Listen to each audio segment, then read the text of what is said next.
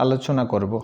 প্রথম ইঙ্গ-মহীশূর যুদ্ধ 1766-69 কারা পরাজিত হয়? নিজাম, হায়দার আলী, ব্রিটিশ বাহিনী, মারাঠা। সঠিক উত্তর ব্রিটিশ বাহিনী। মাদ্রাজের সন্ধির দ্বারা 1769 খ্রিস্টাব্দে প্রথম ইঙ্গ-মহীশূর যুদ্ধ সমাপ্ত হয়। কোন যুদ্ধ চলাকালীন হায়দার আলীর মৃত্যু হয়? উত্তর হবে দ্বিতীয় ইঙ্গ-মহীশূর যুদ্ধ। হায়দার আলী ক্যান্সারে মারা যান 1780 খ্রিস্টাব্দে। ব্রিটিশ ইস্ট ইন্ডিয়া কোম্পানি এবং হায়দার আলীর মধ্যে দ্বিতীয় ইঙ্গ-মহীশূর যুদ্ধ হয়েছিল। হায়দার আলী 1782 খ্রিস্টাব্দে যুদ্ধ চলাকালীন সময়ে ক্যান্সারে আক্রান্ত হয়ে মৃত্যুবরণ করেন। ম্যাঙ্গালোরের সন্ধি কত সালে স্বাক্ষরিত হয়? 1784 খ্রিস্টাব্দে।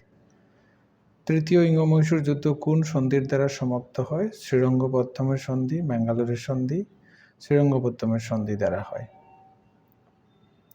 1790 সালে Tipu Sultan British east India কোম্পানির মধ্যে তৃতীয় ইঙ্গ-মহীশূর যুদ্ধ হয়।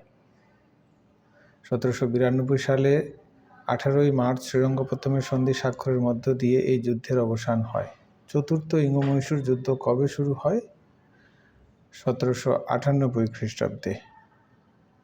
টিপু সুলতান লর্ড ওয়েলসির অধীনতামূলক মিত্রতা নীতি গ্রহণ না করলে বা অস্বীকার করলে 1798 খ্রিস্টাব্দে চতুর্থ ইঙ্গ-মহীশূর যুদ্ধ শুরু হয়। এই যুদ্ধে 1799 সালে টিপু সুলতান মারা যান।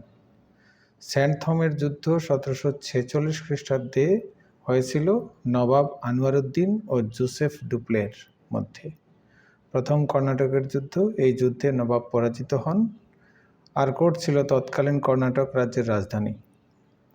1748 খ্রিস্টাব্দে আইলা শাপেলের সন্ধির দ্বারা ইউরোপে ইঙ্গ-ফরাসি দ্বন্দ্ব শেষ হলে ভারতে প্রথম কর্ণাটকের যুদ্ধ শেষ হয়। ভারতে ফরাসি গভর্নর জেনারেল কে ছিলেন? জোসেফ ডুপ্লে।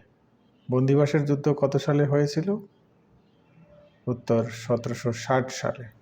এটি তৃতীয় কর্ণাটকের যুদ্ধের একটি অংশ, যেটা 1756 থেকে 1763 মধ্যে সীমাবদ্ধ ছিল।